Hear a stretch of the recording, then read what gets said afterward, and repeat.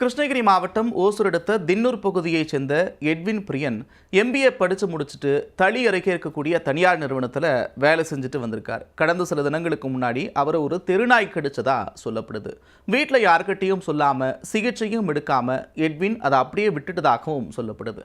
நாட்கள் ஆக ஆக வழக்கத்துக்கு அதிகமாக உமிழ்நீர் வடிகிறது, வித்தியாசமாக சத்தம் போடுறது, இதை மாதிரி வித்தியாசமான நடவடிக்கைகள்லாம் பார்த்து அதிர்ச்சி அடைந்த குடும்பத்தினர் எட்வினை அரசு ஆரம்ப சுகாதார நிலையத்துக்கு அழைச்சிட்டு போகிறாங்க.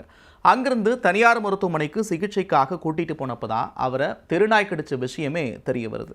அதற்கடுத்து உடனடியாக அவருக்கு ரேபிஸ் தடுப்பூசி செலுத்தி சிகிச்சை கொடுத்துருக்காங்க. சிகிச்சைக்கு பிறகு வித்தியாசமான சத்தம் எழுப்புறதை நிறுத்தின அவர் சிகிச்சை பலனளிக்காமல் உயிரிழந்திருக்கார். தெருநாய் கடிச்சு ஒருவர் உயிரிழந்த சம்பவம் தின்னூர் பகுதியில் சோகத்தை ஏற்படுத்தி இருக்கு. தமிழகத்தில் ரேபிஸ் நோயால் பாதிக்கப்படுபவர்களுடைய எண்ணிக்கை நாளுக்கு நாள் அதிகரிச்சுக்கிட்டே வருது. கடந்த ஆண்டு ரேபிஸ் நோயால் சுமார் 40 பேர் உயிரிழந்திருப்பதா சொல்லப்படுது.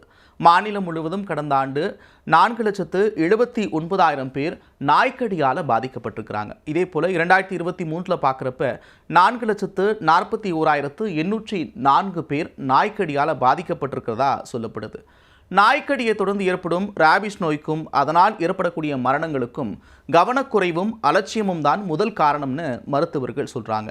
நாய் கடிச்சா 72 மணி நேரத்துக்குள்ள தடுப்பூசி போட்டுக்கணும், இல்லைன்னா மரணம் நிகழும் அபாயம் இருப்பதா எச்சரிக்கிறாங்க.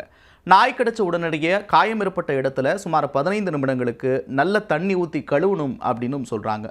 உரிய நேரத்தில் தடுப்பூசி போடலைன்னா நாயோட எச்சில் இருக்கும் ரேபிஸ் தொற்று நரம்பு மண்டலத்தை பாதிக்கும் அப்படின்னு சொல்கிறாங்க. காய்ச்சல், உடல் சோர்வு, நாய் கடித்த இடத்துல உணர்வு மறுத்து போகிறது, இது போன்ற விஷயங்கள் ரேபிஸ் தொற்றோட முதற்கட்ட அறிகுறிகள். இந்த அறிகுறிகள் ஒரு வாரத்திலோ ஒரு மாதத்திலோ அல்லது ஒரு வருடத்திற்கு பிறகு கூட ஏற்படலாம் அப்படின்னு மருத்துவர்கள் சொல்கிறாங்க.